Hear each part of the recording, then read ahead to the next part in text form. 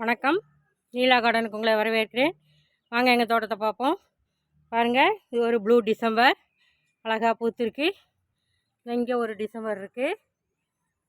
இப்படி இது டிசம்பர் மாதத்தில் நவம்பர், டிசம்பர், ஜனவரின்னு 3 மாதம் இந்த டிசம்பர் பூ பலன் கொடுக்கும். அழகாக இருக்கும். வாசம் இல்லைனாலும் கலர்ஃபுல்லாக இருக்கிறதுனால சின்ன பிள்ளைங்க வைக்கிறதுக்கு ஆசைப்படுவாங்க. இப்போ யாரும் வைக்கிறதில்ல, ஆனால் நான் வைக்கிறேன்.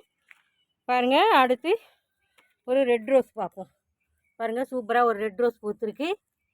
பாருங்கள், இதை பறிப்போம். பாருங்கள், அழகான ரெட் ரோஸு. அப்படி ஒரு இலையோடு வச்சா அழகாக இருக்கும்.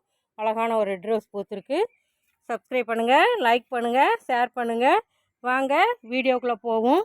இன்றைக்கி என்ன பார்ப்போன்னா, எகிப்தியன் கீரை. எகிப்தியன் கீரைன்னு ஒன்று பார்ப்போம். பாருங்கள், இதுதான் எகிப்தியன் கீரை.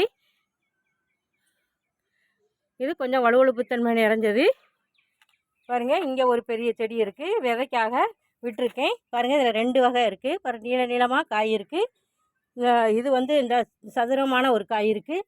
இதில் நீள நீளமான காய்கள் இந்த காட்டுறேன். பாருங்கள், இந்த நீள நீளமான காய்கள் இருக்குது. இதை அப்படி காஞ்ச உடனே இதை போட்டால் வரும்.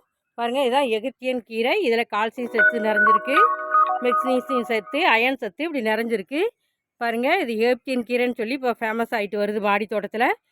இப்போ நிறைய சத்துக்கள் நிறைஞ்சது. இதை நல்லா கடைஞ்சி பருப்பு போட்டு தனியாகவும் கடைஞ்சி பொரியல் வச்சுன்னு சாப்பிடலாம்.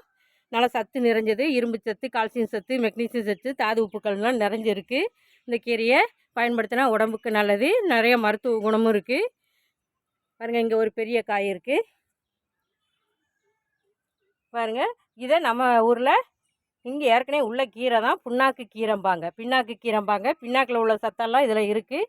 இது உடம்புக்கு மிகவும் நல்லது. இது அனைவரும் வளர்த்து பயன்பெறுமாறு அன்போடு கேட்டுக்கிறேன்.